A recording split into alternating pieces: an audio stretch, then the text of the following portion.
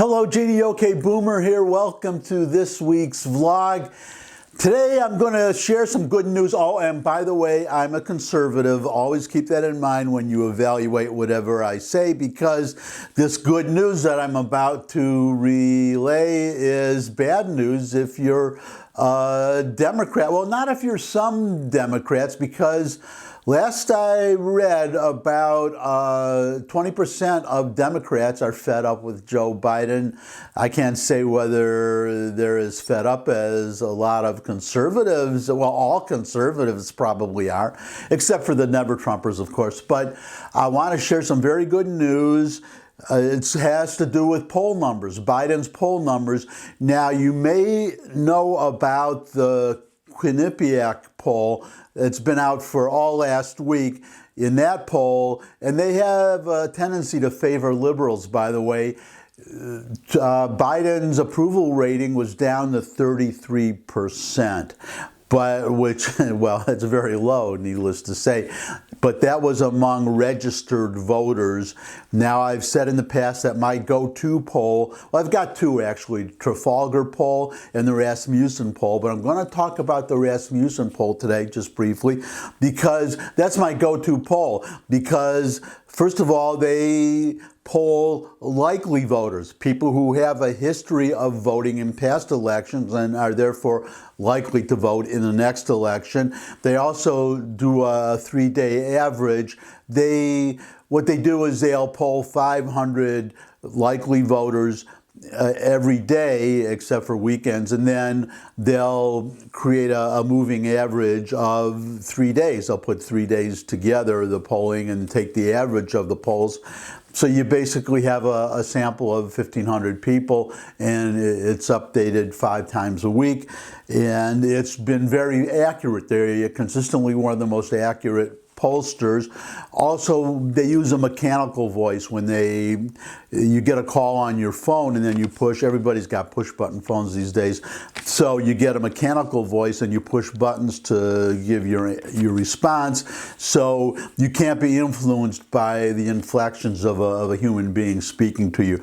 So I have been talking, I've been a little frustrated in the past because Biden's ratings have gone down as low as 40%, and then they've bounced up to as high as 43%. I have said in the past that I will really be confident that the tide is really turning when Biden goes below 40% in the Rasmussen poll.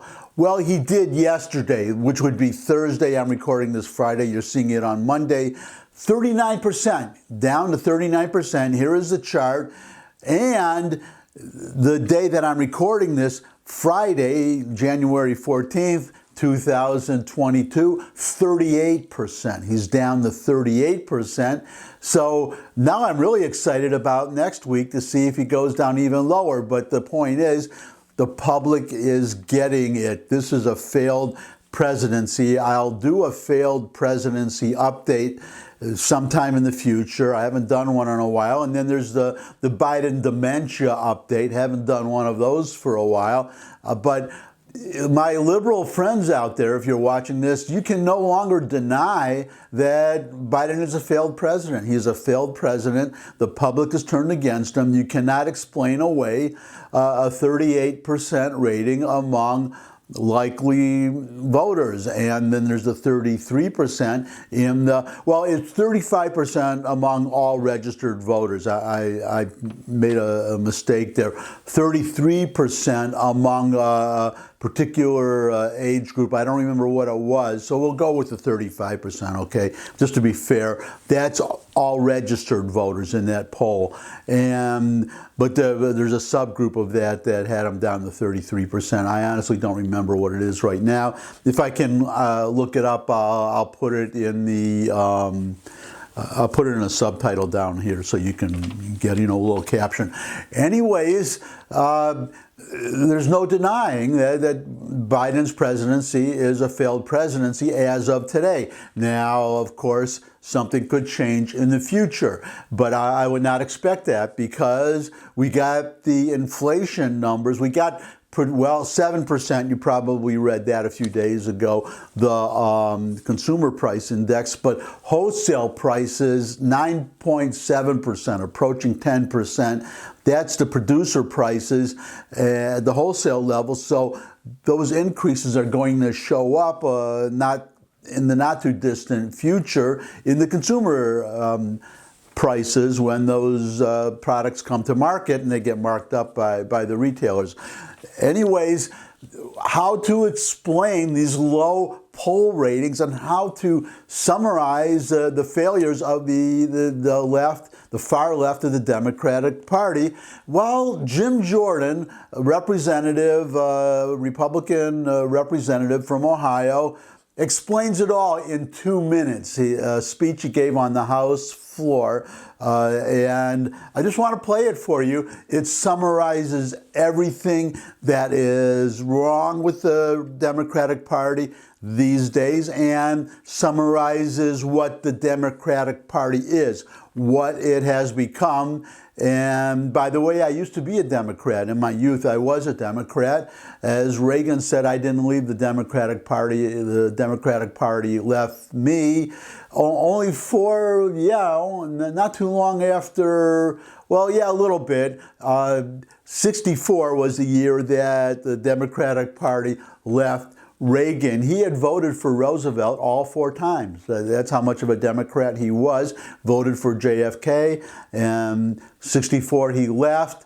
I left in 1980 with the election of Ronald Reagan. Anyways, without further ado, here is Jim Jordan. Mr. Speaker, the Democrats have objected to counting the presidential electors every single time this century a Republican's been elected president. They spent 4 years trying to overturn the 2016 election. Democrats spied on a presidential campaign. They did impeachment in secret based on a so-called whistleblower whose identity only Congressman Schiff got to know. This Congress, they have closed the Capitol, enacted proxy voting, kicked Republicans off committee, and for the first time in American history, denied Republicans seats on a select committee that was chosen by the minority leader. They're trying to make D.C. a state, end the Electoral College, end the filibuster, pack the court, destroy executive privilege, take federal control of elections, and are currently allowing in jurisdictions illegal immigrants to vote. And finally, the January 6th committee has altered evidence and lied to the American people about it.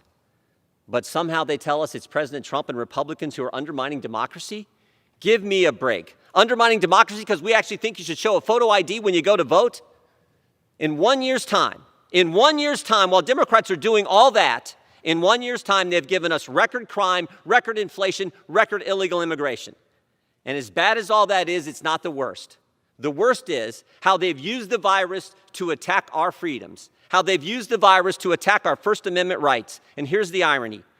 They use the virus to attack our liberties, even though everything they have told us about the virus has been wrong. They told us it didn't come from a lab. They told us it wasn't gain-of-function research. They told us it was only 15 days to slow the spread. They told us masks work. They told us we have a federal plan. Joe Biden said that himself. They told us there would never be a vaccine mandate. They told us people who get vaccinated can't get the virus. The vaccinated can't transmit the virus. And they told us there was no such thing as natural immunity. Think about this. Think about this. At the same time, Democrats require you to put on a mask, show your papers and an ID to get a Big Mac at McDonald's.